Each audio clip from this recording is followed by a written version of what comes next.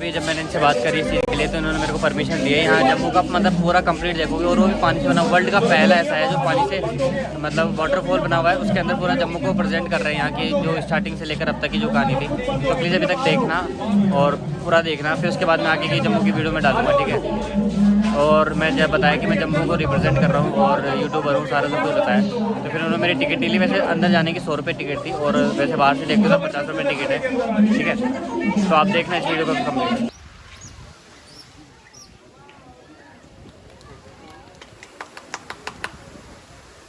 बरसों नहीं, सदियों नहीं, युगों पहले की बात है। जिस जगह आप आज मौजूद हैं, जहां खूबसूरत शहर जम्मू बसा हुआ है और जहां आज बागी बागों का यह किला शान से तना खड़ा है, तब यहाँ ये सब कोई नहीं थे। यहाँ थी तो बस हरी भरी पहाड़ियां और मैं यानी सूर्यपुत्री। कौन सूर्यपुत्री? वही जिसे आप सब तवी नदी के नाम से जानते हैं।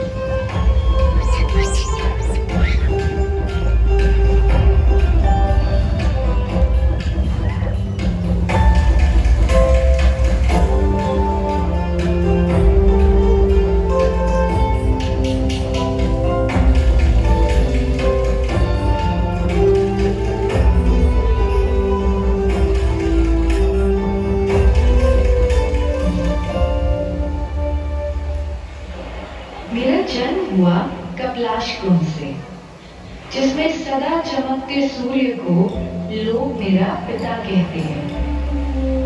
वैसे कौन कन्या अपना मायका छोड़ना चाहती है? मैं भी नहीं चाहती थी, पर एक दिन देवता जैसे राजा पहड़ मेरे पास आए। राजा मुझसे बोले कि उनके बीमार पिता के इलाज के लिए उन्हें मेरा जल चाहिए। अब रोज कपिलाश कुंड तक आकर बीमार बूढ़े पिता के स्नान के लिए मेरा जल ले जाना तो संभव नहीं था ना। तो मैंने ही कुछ सोचा, फिर मुझसे रुका ना गया। मैं उनके पीछे चल पड़ी।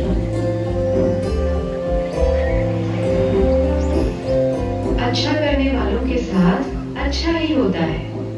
इसी बहाने मुझे यह सुंदर जगह देखने को मिली और रास्ते में चिन्नैनी में मेरी मुलाकात सुध महादेव से भी हो गई।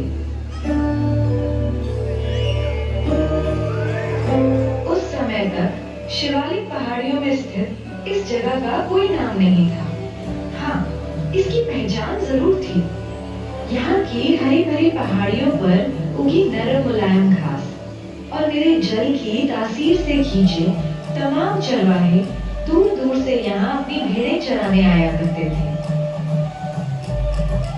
तभी एक दिन सूर्यवंशी राजा जम्बूलोचन इधर से गुजरे। इस इलाके की सुंदरता से मोहित होकर वो थोड़ी देर को यहीं आराम करने लगे। जरा दूर पर सफेद चादर ओढ़े ऊंचा हिमालय, पास में हरी चुनरी पहने पहाड़ियां और नीचे कल कल बहती नीली नदी।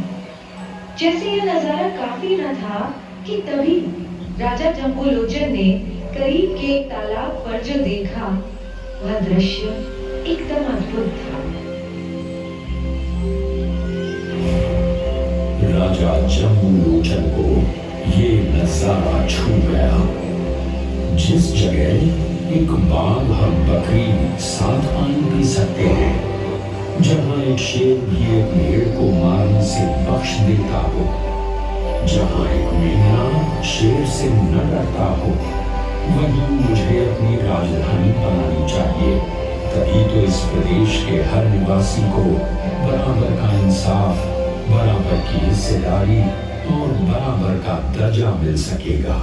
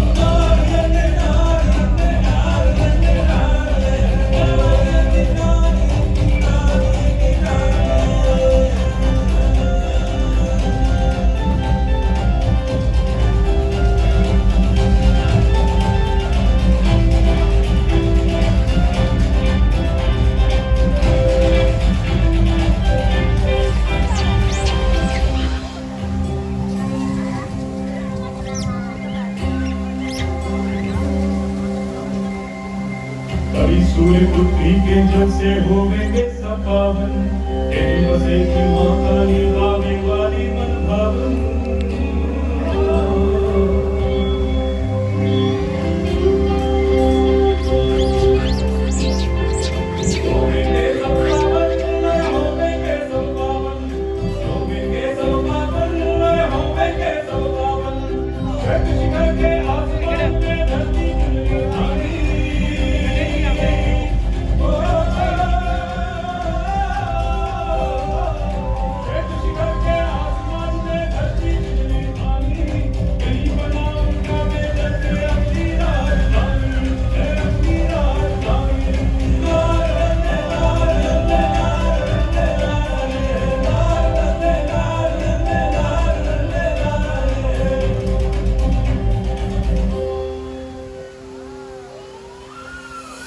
और यूं पड़ी जम्मू यानी जम्मू की बुनियाद।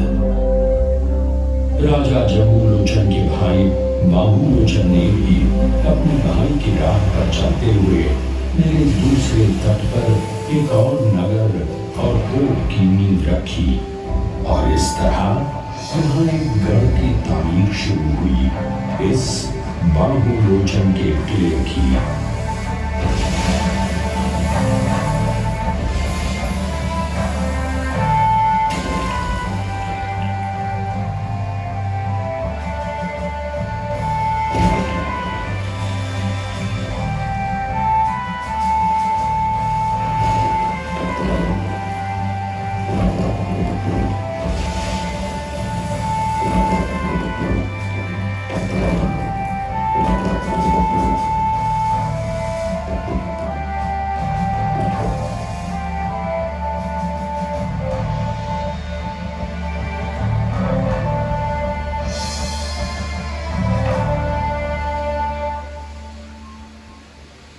धीरे धीरे जम्मू का नाम और इसके प्यार का संदेश दूर दूर तक फैलने लगा।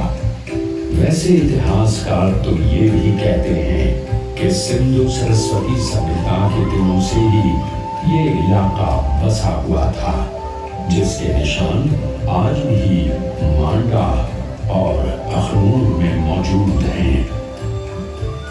धीरे धीरे यहाँ सनातन धर्म की निशानदेही करने वाले शैव, वैष्णव और शक्ति मतों के मंदिर मठ भी इस स्थान की प्राकृतिक खूबसूरती में चार चांद लगाने लगे।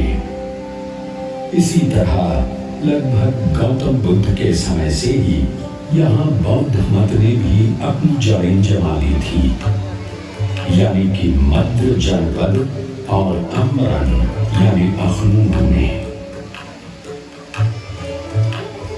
कालांतर में राजपूत, ठक्कर और राणा वंश के शासकों के हाथों इस क्षेत्र में अमन चैन शांति का ऐसा दौर आया कि दूर दूर से आए व्यापारियों के कारवां और सैलानियों के झुंड यहाँ की वस्तुओं, कलाओं और शोहरत को चारों दिशाओं में फैलाने लगे। इतिहास बताता है कि धीरे धीरे यहाँ के राजाओं ने जम्मू प्रदेश को छोटी छोटी रियासतों में बांटकर नगर नगर कोटों को बसाया और उनको भारतीय नगर शैली वास्तुकला में निर्मित मंदिरों, महलों, हवेलियों तथा तालाबों से सुसज्जित किया। 16वीं सदी में राजा अवतार देव ने इस इलाके को अपनी राजधानी बना लिया और फिर राजा ध्रुवदेव के हाथों शुरुआत हुई जम्मू जामवान राजवंश की। अब तो जम्मू मंदिरों, मज़ारों, सूफियों, महंतों का पवित्र स्थान बनने लगा, पर सब में बहुत ऊंचा स्थान हमेशा से रहा बाड़ी वाली माता महाकाली का। लोक विश्वास के अनुसार जिनकी प्रतिमा को 8वीं सदी में पावन अयोध्या से यहाँ लाकर स्थापित किया गया था। साथ ही महान महात्म्य रहा है पास ही कटरा में त्रिकूट पर बसी माता श्री वैष्णो देवी का।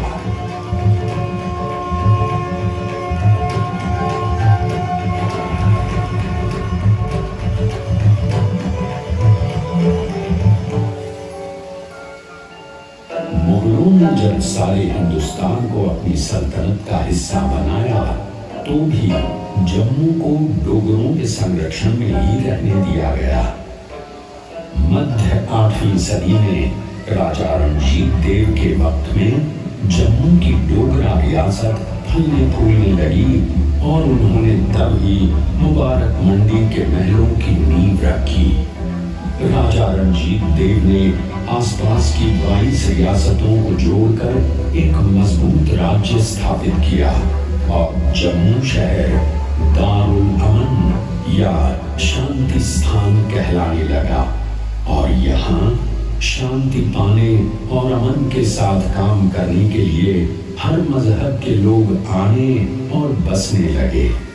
जहाँ मौलानी बेगम जैसे बड़े लोग यहाँ आ बसे तो वहीं हजारों कारीगर दस्तकार कलाकार भी जिनके नाम पर जम्मू में आज भी कई मोहल्ले मौजूद हैं। उधर पास के पंजाब में सिखों का वर्चस्व शुरू हो चुका था। धीरे धीरे जम्मू भी पंजाब केसरी महाराजा रणजीत सिंह के राज्य का हिस्सा बन गया, पर डोगरा राजपूत राजा रणजीत देव की चौथी पीढ़ी से जागीरदार किशोर सिंह की बहादुरी और ईमानदारी को देखते हुए रणजीत सिंह ने किशोर सिंह को जम्मू राज्य की बागडोर सौंप दी। किशोर सिंह के बेटे गुलाब सिंह तो पिता से भी और आगे थे। उन्होंने किश्तवाड़ और राजौरी जैसे उत्तर पश्चिमी सीमा पर नए इलाके सिख साम्राज्य में शामिल किए। गुलाब सिंह ने वीर हरि सिंह नलवा के साथ मिलकर सिख साम्राज्य की उत्तर पश्चिमी सीमा पर पठानों की फौज को भी खदेड़ कर भगाया। साथ ही बहादुर डोगरा सिपाहियों ने गुलाब सिंह की सहायता से राज्य की सीमाओं को लद्दाख और तिब्बत तक बढ़ा दिया। लद्दाख और तिब्बत की इन मुहिमों की अगुवाई की थी कहलूरिया राजपूत सिपाही सालार जोरावर सिंह ने। उनकी बहादुरी और ईमानदारी के किस्से इतने मशहूर हैं कि लोग उन्हें हिंदुस्तान का नेपोलियन कहते हैं।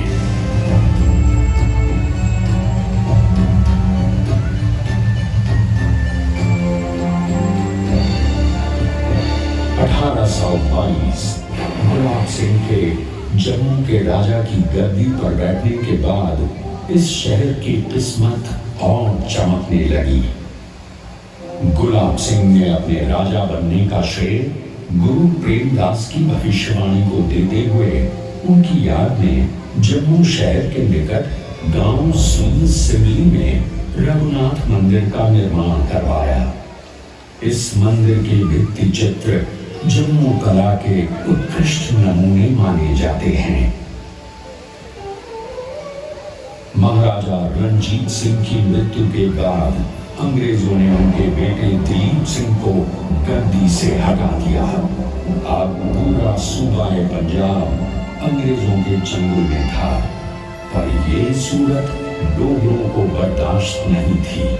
इसलिए राजा गुलाब सिंह ने अंग्रेजों से अमृतसर में एक संधि की। इस करार के मुताबिक एक नस्ली घोड़ा, 3 सोने के तार से कढ़े कश्मीरी शाल, 12 पश्मीना भेड़ें और 75 लाख रुपए नकद का नजराना ईस्ट इंडिया कंपनी को देकर राजा गुलाब सिंह ने जम्मू कश्मीर और लद्दाख को अपनी खुद मुख्तारी में ले लिया और वो रियासत जम्मू कश्मीर के पहले महाराजा बने।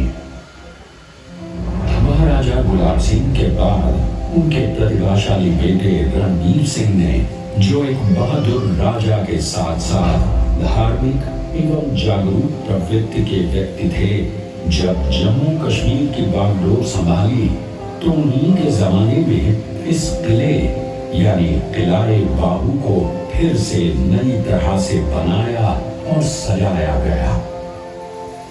अब जम्मू में भी नए महल, नए बाग, नई इमारतें तामीर की जाने लगी। रणवीर सिंह ने धार्मिक स्थलों का पुनर्निर्माण किया और साथ ही पुरमंडल व उत्तर वाहिनी में मंदिर श्रृंखलाओं का भी निर्माण करवाया एवं इनके साथ मां गंगा की बड़ी बहन मानी जाने वाली नदी देवक के तट पर संस्कृत पाठशाला स्थापित की।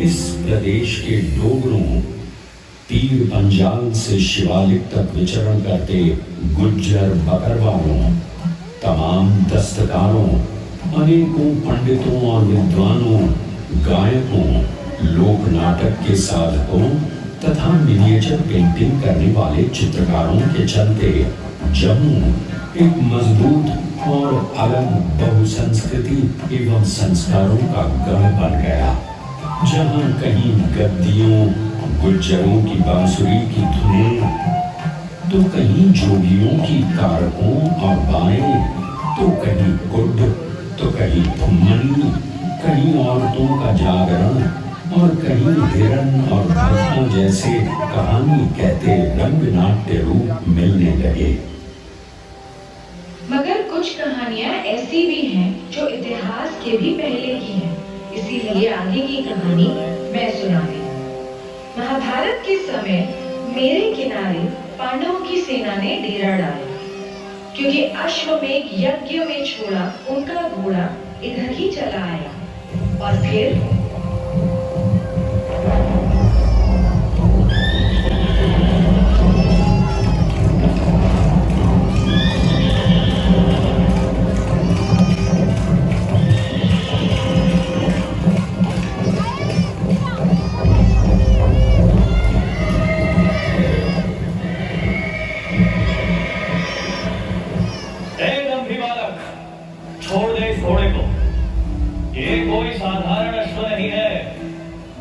अश्वमेध यज्ञ का घोड़ा है जिसे पांडवों ने छोड़ा है। मैं नहीं जानता किसी पांडव, मैं बस इतना जानता हूँ कि एक घोड़ा मेरी माँ के खेत में घुस आया। क्या तूने भीम का नाम नहीं सुना? क्या तुझे धर्मराज युधिष्ठिर का नहीं पता? धनुर्धर अर्जुन कर देंगे तेरा काम तमाम। इन सबका नाम लेके मुझे डरा रहे हो या अपना डर दूर कर रहे हो? मैं इन सब में से किसी को नहीं जानता। मैं बस इतना जानता हूँ कि इस घोड़े ने मेरी माँ गुलाबी की मेहनत को नष्ट किया है, जिसकी सजा मैं इस पागल घोड़े को अवश्य दूंगा। अभद्र लड़के, तू क्या सजा देगा? हम अभी तुझे जीवित नहीं छोड़ेंगे अगर तूने इस अश्व को न छोड़ा तो। आक्रमण!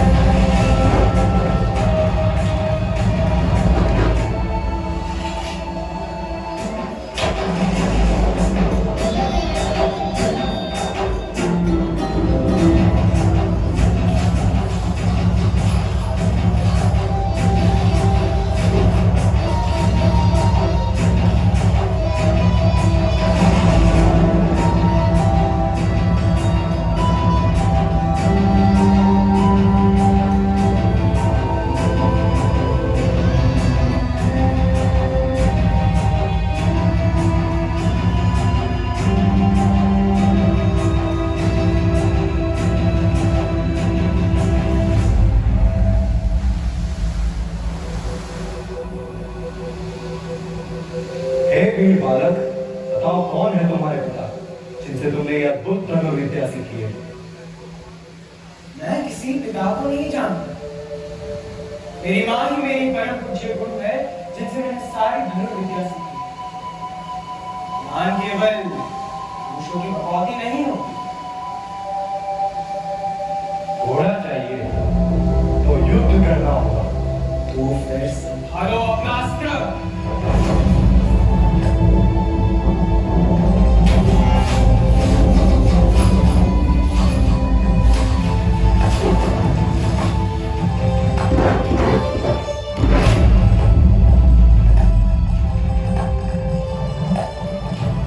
बेटा, ये तुमने क्या किया? कि तुम्हारे पिता वीर अर्जुन है, तुमने इन्हें ही धराशायी कर दिया? हे माता,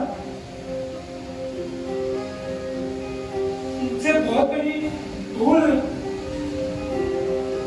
अब आप ही बताइए, मैं क्या करूं? इसका एकमात्र उपाय है, पाताल लोक जाकर नागमणि लाकर इन्हें जीवित किया जाए।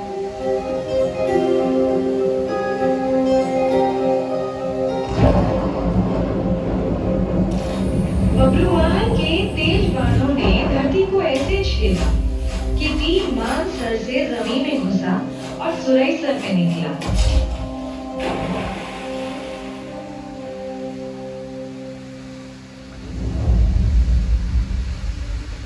और इस तरह बनी मानसर की अतः झील और सुरंगसर यानी सुरईसर झील।